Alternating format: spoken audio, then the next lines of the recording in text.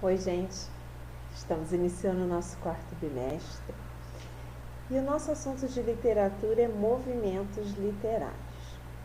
Antes da gente falar dos movimentos em si, que eu já adianto para vocês que são vários, nós vamos ver vários, vamos ver as características de cada um, vamos ver os autores mais importantes, as obras, mas antes da gente entrar efetivamente nos movimentos, vamos entender essa dinâmica, né?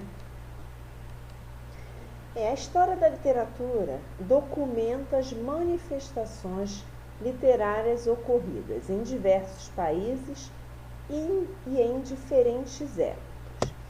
Então, a literatura costuma assim, juntar obras de determinados países, assim como as obras de determinados países, elas são organizadas de acordo com as épocas em que foram produzidas. Por quê? Porque a criação literária ela está diretamente relacionada ao momento em que é produzida e no qual se insere. Então, na literatura, os movimentos literários representam um conjunto de procedimentos estéticos que caracterizam a produção literária de determinado período histórico. Essas obras, elas são concentradas a partir de características semelhantes. No caso, escritores, a gente falando de literatura, mas assim também acontece com escultura, com artes plásticas, com pintura.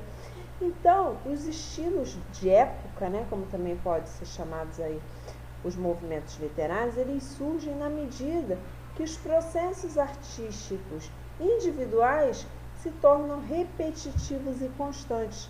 É o que a gente chama de moda. Está na moda pintar dessa forma. Nesta época atual, está na moda escrever desse jeito, fazer escultura utilizando tal material. Então, assim vão sendo formados os movimentos. No caso da literatura, os movimentos literários aí.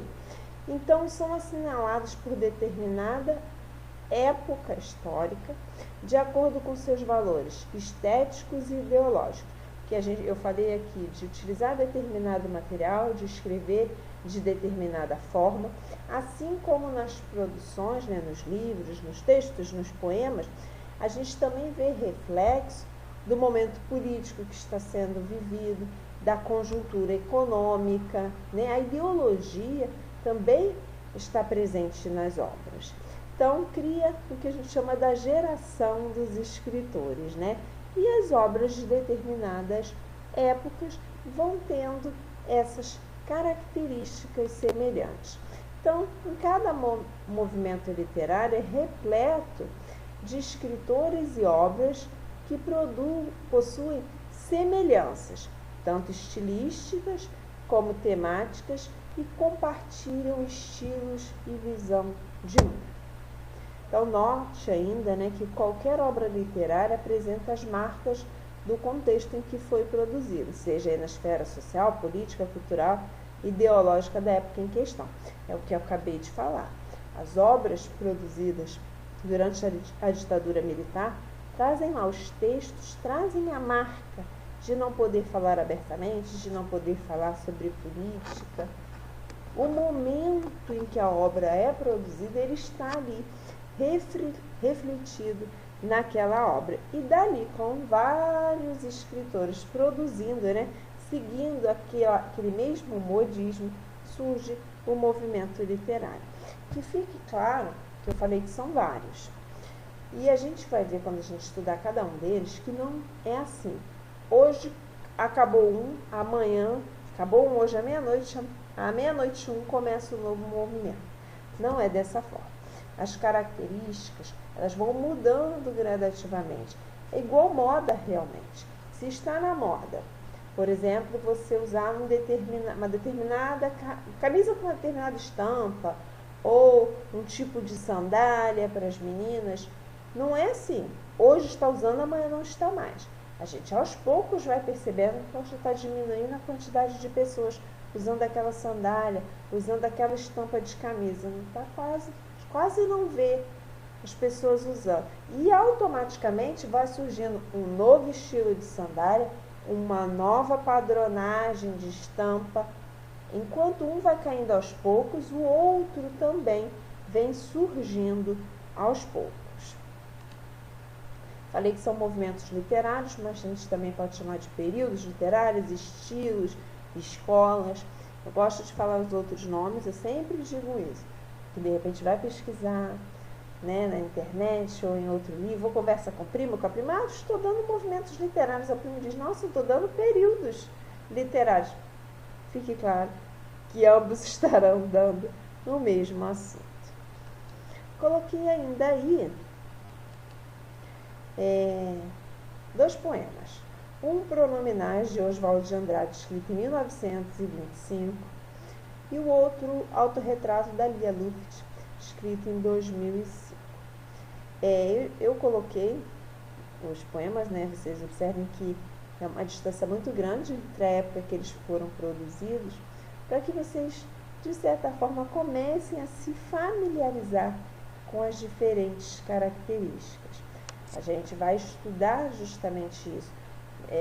Em tal movimento literário, eram essas e essas características. A gente vai pegar uma obra e vai analisar e vai descobrir as características. E a gente vai ver que no outro movimento literário, algumas características permaneceram, outras simplesmente se modificaram, outras desapareceram e surgiram novas, ok? Mas para vocês aí observarem as diferenças. No Pronominais, dê-me um cigarro, diz a gramática, do professor e do aluno e do mulato sabido. Mas o bom negro e o bom branco da nação brasileira dizem todos os dias, deixa disso, camarada, me dá um cigarro. E o autorretrato, alguém diz que sou bondosa, está tão enganado que dá pena. Alguém diz que sou severa e acho graça.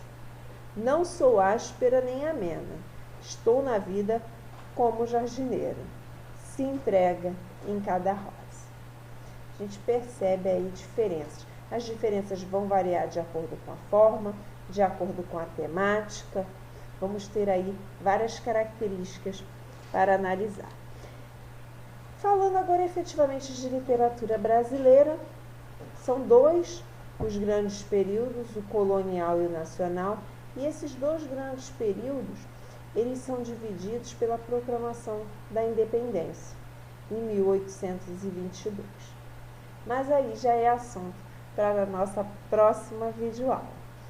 Fiquem bem, continuem se cuidando, que em breve daremos continuidade.